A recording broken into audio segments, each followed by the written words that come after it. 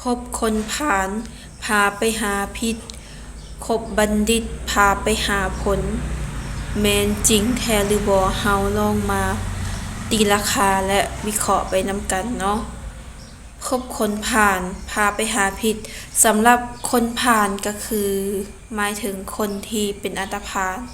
คนที่บ่ดีเนาะอันนี้เพิ่นว่าเป็นคนผาลคือคนที่มีจิตใจที่ว่าบิดเบี้ยวแล้วก็บ่ถูกต้องกับสังคมวันนี้คบคนผาลพาไปหาพิษคือที่ว่าไปเมื่อกี้ว่าคนผาลหมายถึงคนบ่ดีเป็นอันตพาลเป็นโจรเป็นนักเลงไปวุ่นวายกับนำยาเสพติดอีหยังต่างๆคนแล้วนี่เนาะถ้าเกิดว่าเฮาหรือว่าผู้ใดผู้หนึ่งไปเป็นหมู่นำพวกเขาอะนะเฮาก็มักที่ว่าจะเฮ็ดตามเขาเพราะว่าตามธรรมชาติของมนุษย์ก็คือมันจะดึงดูดสิ่งที่ว่าคือกันเข้าหากันคือกับแม่เหล็กแม่นบ่เนาะคือเนาะแม่นอยู่ว่าคือเฮาอาจจะบ่ได้เป็นคนพาลคือเขาอาจจะบ่ได้ติดยาหรือว่าเป็นคนบ่ดีคือเขาหั่นนะแต่ว่าถ้าเฮาไปคบเขาหั่นนะมื้อใดมื้อหนึ่งเฮาก็อาจจะติดนำเขาได้เพราะว่าเฮาอยู่นำกันทุกมื้อเด้เพราะว่าคนเฮาคันมันบ่คือกันหั่นนะมันสิอยู่นำกันบ่ได้แล้วถ้าเฮาไปคบนำเขาดนๆไปหั่นนะเฮาก็จะเป็นคือเขา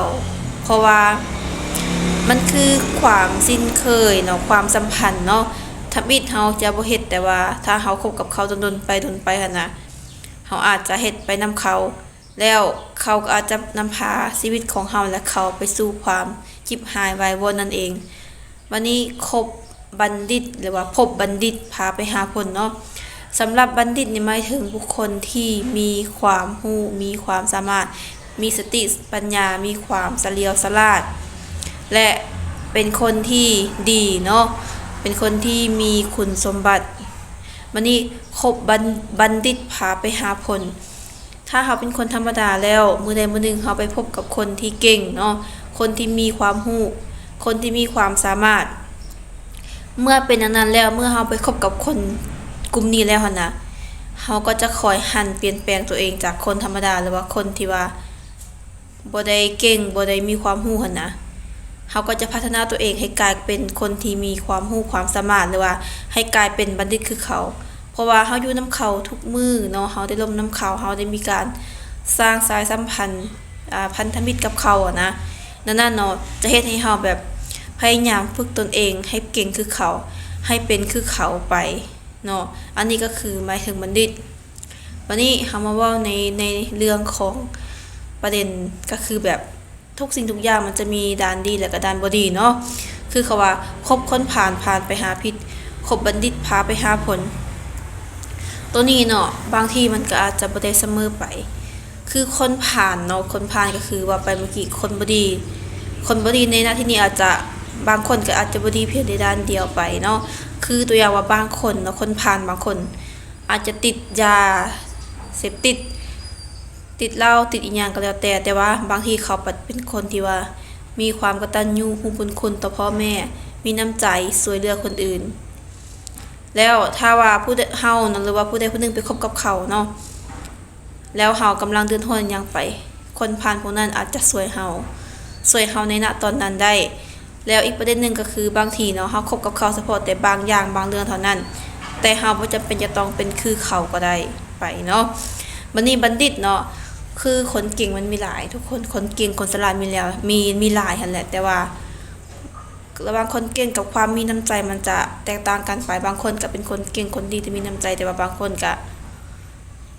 เขาก็บ่ได้สนใจผู้อื่นเนาะเขาก็สนใจในตัวเองหั่นนะคือเขาว่าหั่นแหละเขาก็เก่งของเขาแต่ว่าเขาอาจจะบ่ได้ดีกับเฮาหั่นน่ะเขาไปคบกับเขาคือบางคนคนเก่งนี่ก็บ่แม่นคนเก่งทุกคนเนาะแต่ว่าบางคนเขาเจ้าก็บ่อยากแบบบ่อยากแชร์หั่นน่ะบ่อยากแชร์ความรู้ความสามารถในสิ่งที่เขามีให้กับคนอื่นหรือบางคนก็อาจจะบ่ได้มีน้ำใจที่ว่าจะช่วยเหลือคนอื่นก็มีได้แล้วบางทีเขาก็บ่อยากคบกับคนธรรมดาก็เป็นได้เนาะ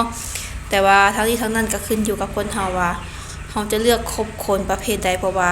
การเลือกคบคนนี่แม่นเป็นสิ่งสำคัญในอนาคตของเฮาอย่างแน่นอนเนาะถ้าณตอนนี้เฮาคบกับคนที่ว่า ดีคนที่แบบมีความรู้ความสามารถในอนาคตเฮาก็อาจจะเป็นแบบนั้นได้แต่ว่าถ้าเฮาคบกับคนบ่ดีคนชั่วนะอนาคตของเฮาก็อาจจะเป็นไปแบบนั้นดังนั้นเนาะถ้าว่าเฮาเลือกคบคนที่ว่าดีบ่ได้เฮาก็อาจจะเลือกเป็นหนังสือเนาะหนังสือที่ดีเอามาอ่านก็ได้เพื่อว่าจะช่วยให้เฮาแบบสามารถพัฒนาตัวเองได้แล้วก็ชีวิตดีขึ้นในอนาคต